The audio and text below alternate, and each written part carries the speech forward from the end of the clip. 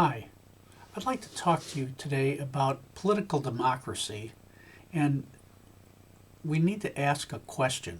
Can businesses flourish without maintaining a slave class? Now, I believe that the only way to make our democracy great again is with more and better education for all our people. And this is a job that needs to be done by not only the people that would be getting that education, but by the parents of those people as well. The parents must push the idea that education is very important, or the children will not uh, embrace that concept at all. So let's take a look at what I'm trying to talk about here. Political democracy is a titration. Did you know that in 2017, the Taxation Reduction Act decreased the taxes on businesses and the super rich, basically those running those businesses, by 12%, about 35% down to 23%, or about $2 trillion over 4 years. That was a titration overshoot of about 5%. That is, we should have reduced taxes, yes, but not to 23%. More like 28% would have been more appropriate.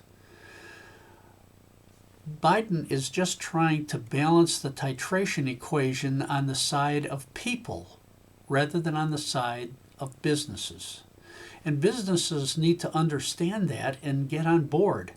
And the Republican Party needs to understand that and get on board. Being able to work one job for a living wage is the right thing to do. The concept will benefit everyone. People will want to go to work. They won't just try to avoid it like we're seeing now with the pandemic.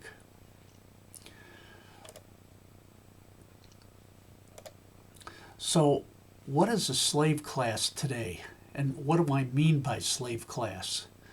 Well, my definition of a slave class is those people working for $7.25 to $20 per hour without benefits. And that price range is determined by location. The East and West coasts require a much higher minimum wage than does the heartland. Can small businesses even survive without having a slave class? Well, everything that the Republican Party has been positioning for over the past 4 decades says they believe that small businesses can't survive without a slave class. And since small businesses is the heart of America, they believe they have to maintain that position. They might not want to call it a slave class, but that's what it is. So what does right to life really mean, and how does this all intermingle with slave classes and businesses? Well, does the right to life and blocking abortions get Republican politicians votes for being more Christian? Or is right to life just the fastest way for the Republican Party to increase and maintain a slave class for businesses? And let's face it, businesses that are willing to pay $1,000 a plate for a plate at a Republican fundraising dinner are where the Republicans get enough money to stay in power. So, and is this their, or is the right to life just basically, as I said, the fastest way for the Republican Party to increase and maintain a slave class for businesses? And is their real right to life objective, is it staying in power by using Christians desire to protect the fetus objective when they can't care less about the fetus. They only care about getting votes and money from both businesses and Christians.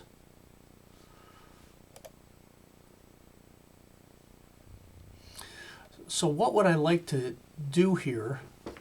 Well, I'd like to show you, tell you about a person, a historian, who has taught at the university level. Her name is Heather Cox Richardson.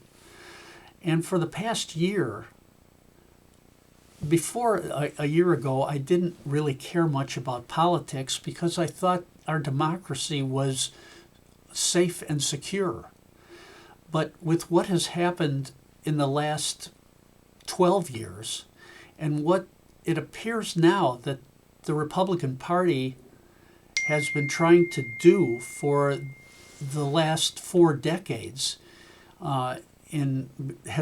basically they've become more fascist in their approaches. And I don't think they have to be. I think they believe they have to be, but I don't believe, I think that Trump has, with his hatred campaign, has caused them to feel that they have to be. Well, anyway, Heather Cox Richardson is a historian who maintains a weekly blog and video chat Facebook channel. She provides historical links to most of the comments she makes so we can understand what she's talking about and believe that what she says is true. The link to her webpage is https://www.facebook.com Heather Cox Richardson. You can actually click on that link after you've typed it in and it'll take you there. In fact, maybe I can just take you to that particular page right now. There is her page, and basically this is September 30th comments that she writes at about 1 o'clock in the morning. And I have also included a summary of my comments that I've made to her over the past year. And I've felt that making these comments has calmed me down more. When at first Trump always instills hatred in the hearts of everybody, including me, with what he says. So I've commented on her blog posts, and I'm going to scroll through my comments over the past year so you can read them, and so you may be able to understand where I'm coming from. So let's take a look at this. Basically, I started commenting to her webpage on November 1st of 2020. And these are just my reactions to first Trump and the Republican Party and how I felt that the party used to be a conservative party that was just interested in keeping money local to states and out of the hands of the federal government, but now has morphed into something more sinister, more like a fascist, attempting to convert our democracy to a fascist regime.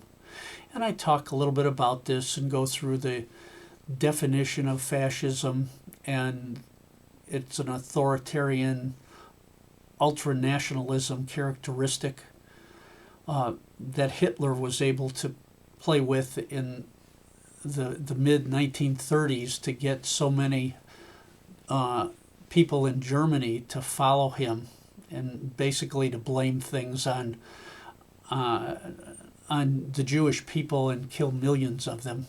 It's not the right way to be, but it is the way that Hitler caused people to be. And the fact that Trump has been able to use a wink-wink, nod-nod communication method that basically has kept him out of prison for the last 40 years. I think he should be in prison now. And I just basically talk about a number of concepts associated with how this all seems to merge into basically the polarization between the Democrats and the Republicans that I don't see any way out of at this point. And there's just too much hate campaign on both sides, and we have to get over it. And I think it's, as I've talked about this authoritarian upbringing, I'm 50% German, so, and my grandparents came from Germany, and on my dad's side, and I saw that authoritarian characteristic. And is that why people are willing to side with somebody like Trump, basically a liar, a cheat? He's not even a businessman, because when you take 6 company ventures into bankruptcy, so you pay the contractors and all that helped build that venture pennies on the dollar. That's not a businessman. That's basically just a liar and a cheat. So, but I don't understand why no one even understands that, or the folks that are staunchly behind Trump don't get it. I also talked in August just about Heather Cox Richardson and her web page for my friends, so they could kind of get the same kind of idea. I don't see why Trump isn't already in jail, but I guess our justice system just can't handle his wink, wink, nod, nod approach to instigating the planning in December and instigating the January 6th insurrection, an attempt to overthrow our democracy for a fascist regime. And finally, these Texas anti-abortion laws are basically why I wanted to talk about this whole concept of the Republicans believing that they need a slave class, and one of the best ways of generating a slave class is to prevent women from having abortions that don't want the child, don't have the means to support the child, so it just drives them and their families into generations of poverty, where the only thing they can do is work for minimum wage just to put food on the table for their families.